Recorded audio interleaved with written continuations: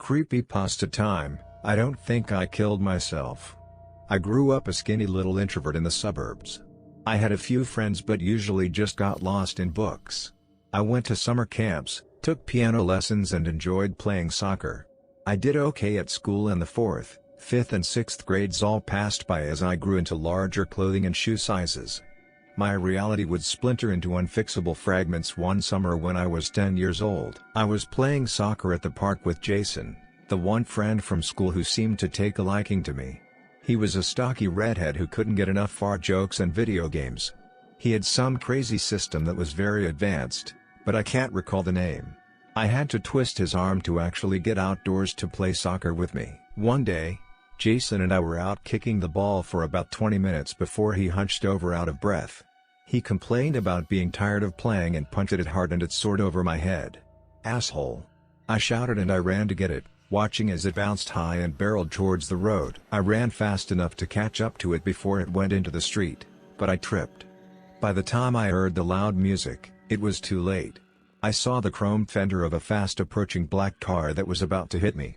There was no way to avoid its course. Time slowed as I soared into the street and in front of that speeding car. There was an awful crunch in my ribs and skull pulsed with a shocking amount of pain. I felt a pressure inside my head, it felt like it had burst. I never felt such agony, and I wanted it to end. The world went black, and screams erupted before it all clicked off with a snap. I awoke to a telephone ringing. I was confused as to where I was. I was in a small strange room I did not recognize, and the stink of stale cigarette smoke and bourbon made me wrinkle my nose. "Jesse, take out the fucking trash." The booming, gruff voice slurred the consonants. I sat up on the couch, feeling my head with my small fingers in confusion at the length and texture of my hair. I thought I must have been in a weeks-long coma. But I was alive. "Jesse," I said, "take out the trash, you idiot." I felt a sharp smack on the top of my head and yelped.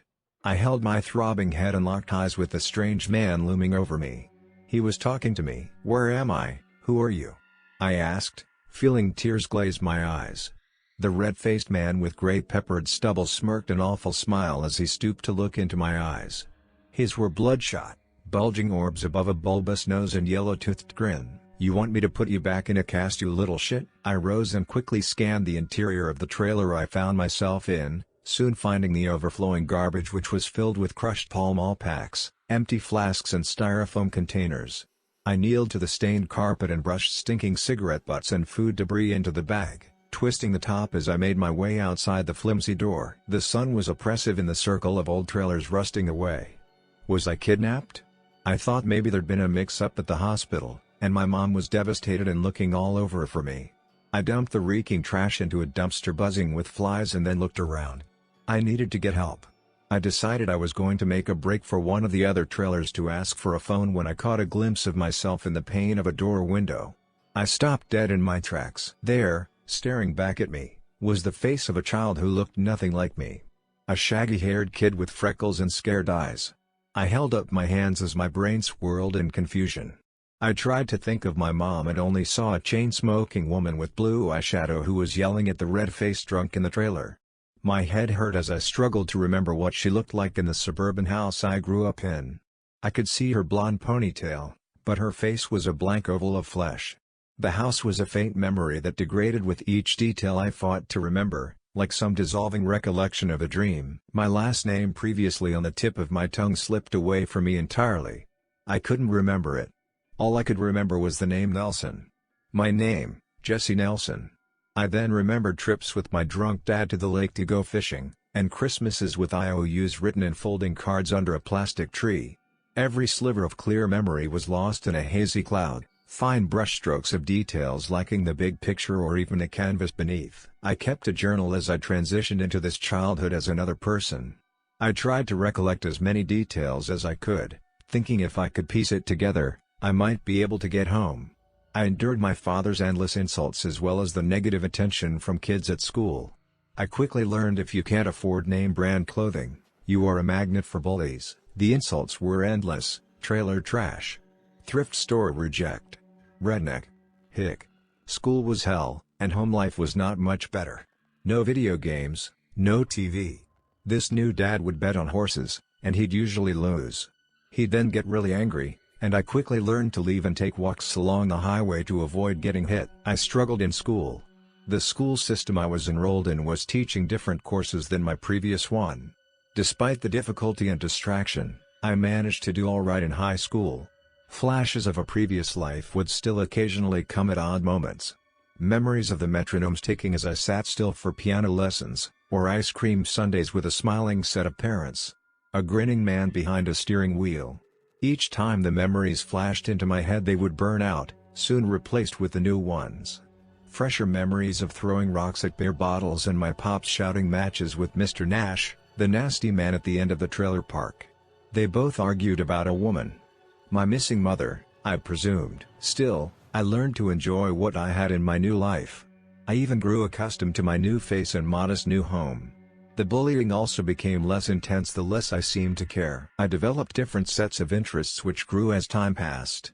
I knew a bunch more about cars than I thought I did, as if the memories of this child and my own had merged in some slurry that was slowly taking form. I graduated from high school, and with a sweaty hug from my pops, I knew that was as far as my education would go. My grades were not good enough for a scholarship and Dad was dead broke. I picked up a job at the gas station. That's where I met my maniac of a best friend, Ron. He was a few years older, a metalhead with a ratty mustache and a hilariously twisted sense of humor. He made life there manageable, actually pretty fun a lot of the time. I would drink beers with him and his buds on the weekend and worked hard, making my fingers calloused as I removed stripped bolts and struggled to save money. I eventually moved out of my pop's place and into a small, cockroach-riddled apartment in the nearby town. I grew into a young man, having fun and enjoying my freedom as I saved up for a car. Something drew me to it, but I couldn't quite say what. Its sheen and luster, the black powerhouse was in my sights for months before I put down that initial payment. You get the car then you get the girls, Ron always said. I soon was at the dealership shaking hands with a smiling salesman. I hopped into the new vehicle and smelled the fresh leather interior. I turned her on and my heart purred with the revving of the engine. My new black Mustang. I shouldn't have been drinking, and I know that. Ron had won $1,000 from a scratch-off card, and I was now 21 and had my very own car. He wanted to party. I picked him up and we drank at a new spot downtown where he insisted all the ladies frequented. He was slurring, wagging a finger at the bouncer until we were kicked out. It was only around 4 in the afternoon and we were tanked. I was driving too fast, metal blasting as Ron shouted right, take this right. And the tires skidded as I pulled past a park. He lit a cigarette and I yelled at him, screaming not to smoke in my car. A glowing ember hit my arm as he tried to toss it. I didn't see the kid tripping into the road before it was too late. I saw his face. A face I recognized immediately. My heart broke into 1,000 pieces before the impact. I knew as soon as I stepped out of the car and saw his bloody head and twitching, broken fingers. He was pronounced dead at the scene. The sirens approached and I wept into my hands before the cuffs twisted my arms behind my back. It was me dead on the street. The real me. I've been in prison a few weeks now. Every day is the same. It's rough here, but if you act tough and fight back, you don't get eaten alive. But I can't unsee my own youthful face staring up at my fast approaching car. I swear to it, just before the impact I saw it.